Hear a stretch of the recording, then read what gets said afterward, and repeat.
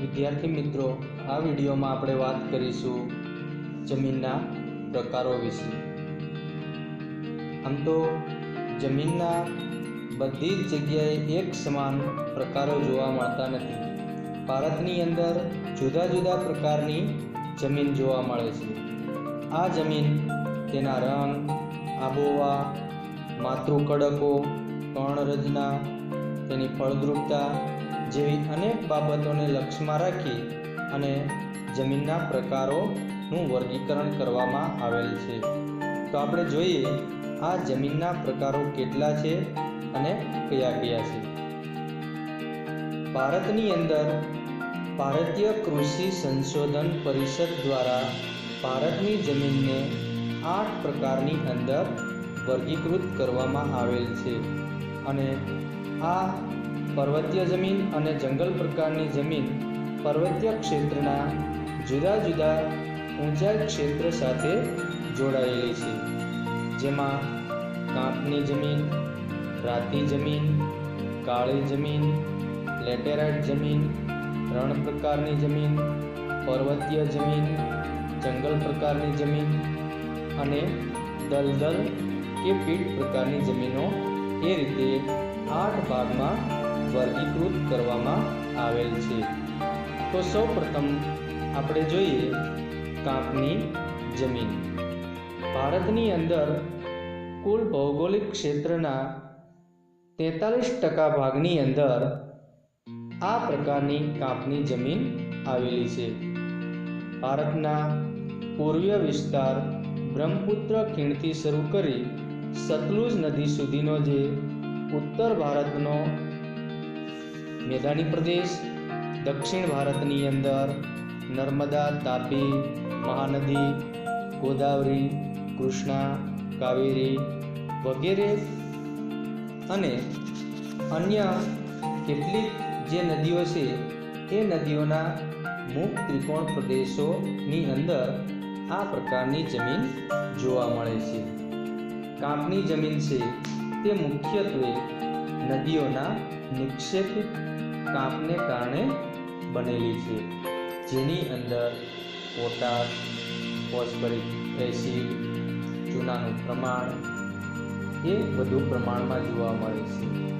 આ ઉપરાંત નાઇટ્રોજન અને હ્યુમસની માત્રા ઓછા પ્રમાણમાં જોવા મળે છે. જમીનની અંદર જો કઠોળ વર્ગનો પાક લેવામાં આવે તો સારી રીતે જુદા જુદા પાક ઉગી શકે છે. હવે જમીનનો બીજો પ્રકાર જોઈએ, રાતી અથવા લાલ જમીન. ભારતના કુલ ક્ષેત્રફળની અંદરથી જોઈએ તો 19% ક્ષેત્રફળની અંદર એ રાતી જમીન આવેલી છે. ભારતની અંદર દ્વીપકલ્પીય તમિલનાડુથી શરૂ કરી ઉત્તરની અંદર બુંદેલખંડ સુધી અને રાજમહલની ટેકરીઓની વચ્ચે કચ્છ સુધી આ પ્રકારની જમીન જોવા મળે છે. રાજસ્થાનના કેટલાક વિસ્તારોની અંદર પણ આ પ્રકારની જમીન જોવા મળે છે.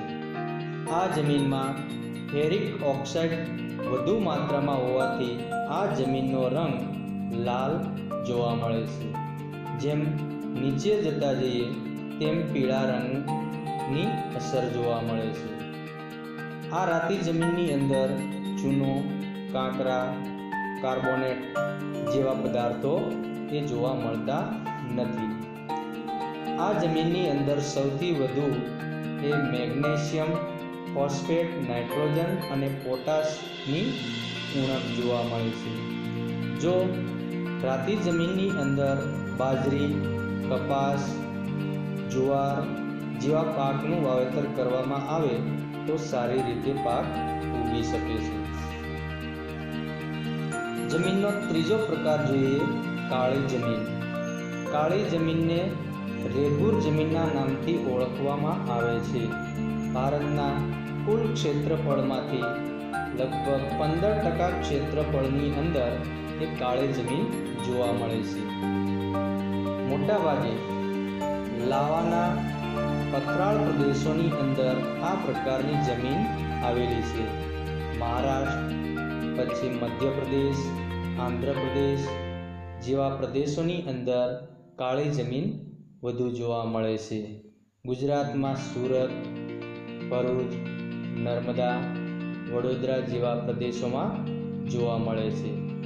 આ જમીનમાં લાવાયિક ખડકો અને આબોહવાની મુખ્ય ભૂમિકા હોય છે. લોહ, ચૂનો, કેલ્શિયમ, પોટાશ, એલ્યુમિનિયમ અને મેગ્નેશિયમ કાર્બોનેટનું પ્રમાણ વધુ જોવા મળે છે. એટલે આ જમીન ફળદ્રુપ ગણવામાં આવે છે. આ જમીનમાં ભેજ સંગ્રહ કરવાની શક્તિ વધુ જોવા મળે છે. પરંતુ આ જમીન સુકાય તો તેમાં તિરાડો પડી જાય છે.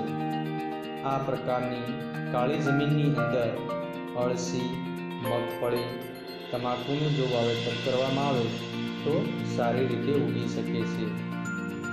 ખાસ કરીને કપાસના પાકને આ જમીન વધુ માફક આવતી હોવાથી આ જમીનને કપાસની જમીન તરીકે પણ ઓળખવામાં આવે છે.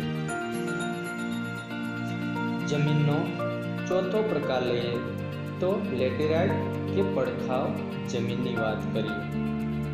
આમ તો લેટેરાઇટ પ્રકારની જમીન છે તે ઉપરનું પડ ખવાઈ જવાને કારણે આ જમીનને પડખાવ જમીન તરીકે ઓળખવામાં આવે છે. મુખ્યત્વે લાલ રંગ લો ઓક્સાઇડને કારણે જોવા મળે છે. માખણ જેવી મુલાયમ અને સુકાય ત્યારે લેટેરાઇટ જમીન સખત બની જાય છે. સૂકી અને ભેજવાળી આબોહવાને પરિવર્તનથી સિલિકામય પદાર્થોના નિવારણથી આ પ્રકારની જમીન નિર્માણ પામેલ છે. ભારતની અંદર ઉચ્ચ પ્રદેશોની અંદર આ પ્રકારની જમીનો જોવા મળે છે. આ લેટેરાઇટ જમીનની અંદર લોહ તત્વ, પોટાશ અને એલ્યુમિનિયમ વધુ માત્રામાં જોવા મળે છે. આ જમીનની અંદર કપાસ, ડાંગર, ચા જેવા પાક સારી રીતે લઈ શકાય છે. એટલે આ જમીનનું બીજું નામ છે પડખાવ જમીન. જમીનનો પાંચમો પ્રકાર લઈએ રણ પ્રકારની જમીન. આ જમીન ખૂબ સૂકી અને અર્ધ સૂકી આબોહવાળા વિસ્તારોની અંદર જોવા મળે છે. ભારતની અંદર કચ્છ, ગુજરાત અને કેટલાક અન્ય વિસ્તારોની અંદર આ પ્રકારની જમીન આવેલી છે. આ જમીનની અંદર રેતાળ અને ઓછી ફળદ્રુપતાવાળી જમીન ગણાવી શકાય. દ્રાવ્ય ક્ષારોનું પ્રમાણ વિશેષ માત્રામાં જોવા મળે છે. આ જમીનની અંદર બાજરી અને જુવારનો પાક સારી રીતે ઉગી શકે છે. જમીનનો છઠ્ઠો પ્રકાર લઈએ પર્વતીય જમીન. આ જમીનો હિમાલયની ખીણ પ્રદેશો અને ઢોળાવવાળા 2700 મીટરથી 3000 મીટર સુધીની ઊંચાઈવાળા વિસ્તારોની અંદર જોવા મળે છે. પર્વતીય જમીનનું સ્તર પાતળું અને અપરિપક્વ જોવા મળે છે. ભારતમાં અસમ, દાર્જિલિંગ, ઉત્તરાખંડ, હિમાચલ પ્રદેશ અને કાશ્મીરની અંદર પર્વતીય જમીન વિશેષ માત્રામાં જોવા મળે છે. આ જમીનની અંદર દેવદાર, ચીડ જેવા વૃક્ષો વધુ માત્રામાં જોવા મળે છે. જમીનનો સાતમો પ્રકાર જોઈએ જંગલ પ્રકારની જમીન. આ જમીન હિમાલય ક્ષેત્રના શંકુદ્રુમ જંગલોની અંદર 3000 મીટરથી 3100 મીટરની ઊંચાઈ વચ્ચે ખાસ કરીને જોવા મળે છે. મોટાભાગે ખરેલા પાંદડાઓથી ભૂસપાટી ઢંકાયેલી રહે છે. પાંદડા કોવાઈ જવાના કારણે સેન્દ્રિય તત્વોનું પ્રમાણ વિશેષ જોવા મળે છે. આ જમીન નીચે જતા લાલ રંગની અંદર ફેરવાઈ જાય છે. ચા, કોફી જેવા પાક આ પ્રકારની જમીનની અંદર વિશેષ માત્રામાં વાવેતર થાય છે. હવે લઈએ જમીનનો 8મો પ્રકાર, દલદલ કે પીટ પ્રકારની જમીન. આ જમીન ભેજવાળા વિસ્તારોની અંદર જૈવિક પદાર્થોના સંગ્રહથી નિર્માણ પામેલી હોય છે. વર્ષા ઋતુના સમયગાળા દરમિયાન આ જમીન પાણીની અંદર ડૂબેલી હોય છે, પરંતુ જો પાણી ઓસરી જાય તો તેની અંદર ડાંગરની ખેતી સારી રીતે થઈ શકે છે. આ જમીનની અંદર જૈવિક પદાર્થો અને ક્ષારોની વધુ પ્રમાણ અથવા વધુ માત્રા જોવા મળે છે અને ફોસ્ફેટ અને પોટાશ થોડા પ્રમાણની અંદર જોવા મળે છે. ભારતની અંદર આ જમીન ઓડિશા, પશ્ચિમ બંગાળ, તમિલનાડુ વગેરે જેવા પ્રદેશોની અંદર વિશેષ માત્રામાં જોવા મળે છે.